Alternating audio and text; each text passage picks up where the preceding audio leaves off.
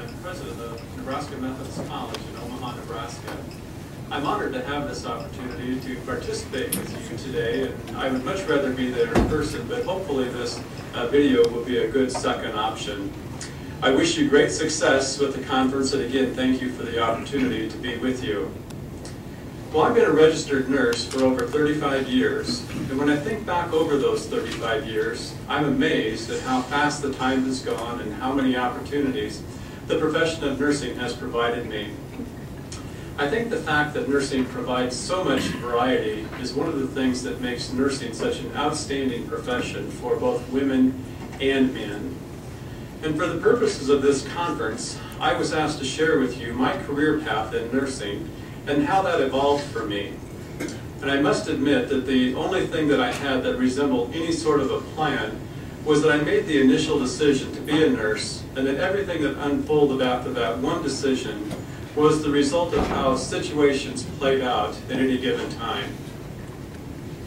So with that being said, I made the decision that I was going to major in nursing during my senior year in high school. And that would be back, believe it or not, in 1971. And for some reason that seems like an awful long time ago to me. But the decision to go into nursing was influenced greatly by a family friend who was a nurse anesthetist.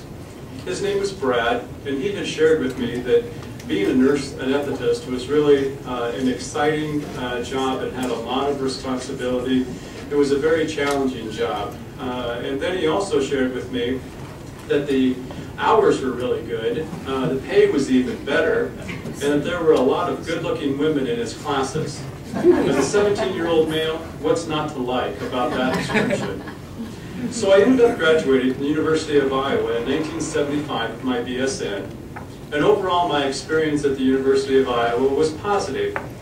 But I quickly learned what it meant to be in the minority. I was one of 3 males out of 100+ students. And even though this was the liberal 1970s, there were some faculty and students who did not think we belonged in nursing. And fortunately, their view was also in the minority. However, there was an important learning that occurred for me very early in the program, and it was that as a minority, I was noticed. Everything I did, when I did it, and most importantly, how I did it. I learned that I had 2 choices. 1, do things average and hopefully pass, or 2, excel and increase my odds of passing. Well, luckily, I was pretty competitive, and this challenge increased my motivation, and I was bound and determined to be successful and excel in every aspect. Well, I was rewarded for this hard work and extra effort, and that I ended up getting very good grades, being elected to various offices, and the recipient of undergraduate awards. So I graduated in 1975 from the University of Iowa and moved to Omaha, Nebraska, and began my career as a staff nurse in the critical care unit in a local hospital. And I believe back in the 1970s, when I graduated, there were about 40 to 45,000 men who were nurses throughout the United States. So there weren't a lot of us. The intensive care unit, where I began my career, was primarily a surgical unit, specializing in open heart surgery and some trauma. And my learnings about being a minority during my nursing education also paid off, as I was the only male nurse in the critical care unit. Needless to say, I had a lot to prove and plenty of people watching to see how this young male nurse was going to do. And I never did hear the final odds that were posted in Las Vegas as to whether or not I would make it through the orientation probation period. But however, I don't think they were in my favor. But I am happy to report that I made it. The work experience was fantastic, and I learned an awful lot. Well, during this time that I was working in the critical care unit, I did apply to the anesthesia program at a local university and was accepted for the next year's class. In the meantime, I continued my work in critical care, and when the enrollment time came around, I wasn't so sure that anesthesia was the direction I wanted to go. So I asked for a year deferment in my admission, and they granted that. So I continued to work in the critical care unit during that year, and at one point I saw a notice for a faculty position in critical care at a local school of nursing. Well, I had been working with students and thought that, well, maybe this would be interesting. So I applied and was eventually hired. The key word here is eventually. This is important because my initial interview with the director of the school went something like this. First question, are you really a registered nurse and are you licensed in Nebraska? Well, that question seemed pretty easy, and it was yes to both. And so after I answered that with such confidence, I thought to myself, I nailed the first question. I'm off to a good start. Well, the second question was something like, do you realize that our nursing faculty are females, and so are most of our students, even though this school was the first school in Nebraska to accept a male student in 1959. And as a result, you would be working with mostly women. Well, again, at the surface level, a pretty easy question. It was so easy that I thought maybe it was a trick question. But again, I was able to confidently answer yes, and as soon as I did, it hit me. The director does not want to hire a male faculty member. So the third and last question was something about whether or not I was married. And even though I had a wedding ring on, the obvious answer was yes, and that's how I responded. Well, the director paused for a few minutes and then thanked me for coming in and told me that she did not think I was the right person for the job and was not what they were looking for. Well, a few days went by and the associate director called and asked me to come back in for an interview with her, as she really felt I was what they were looking for. Well, I clarified with her that my name was Dennis and not Denise, and I also went so far as to let her know that I was a male. Well, she laughed and assured me that she knew who I was, and yes, she did want to talk to me. So reluctantly, I agreed and went back in for a second interview. And this time it was very positive, where we talked about the position, the courses, my experience, my qualifications, and not a word about my gender or the gender of my soon-to-be peers. Well, I was offered the job and accepted, and as you guessed it, I was the only male faculty member when I joined the faculty later that summer. Well, I soon realized that I enjoyed teaching and the interaction with the students and the patients that were part of the students' clinical assignments. I enjoyed facilitating the students' learning and assisting them in understanding the complex principles and practices associated with critical care.